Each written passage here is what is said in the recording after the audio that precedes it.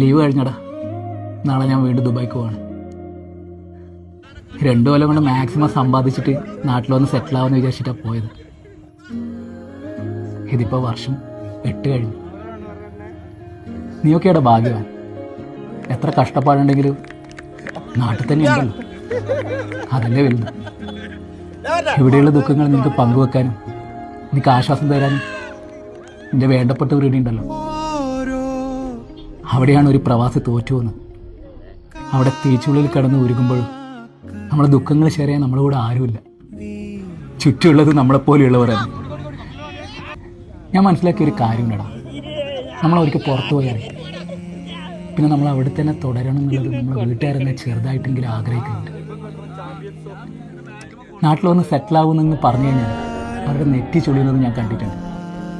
എന്തോ പൈസ ഉണ്ടാക്കുന്ന യന്ത്രമാണ് ഓരോ പ്രവാസി.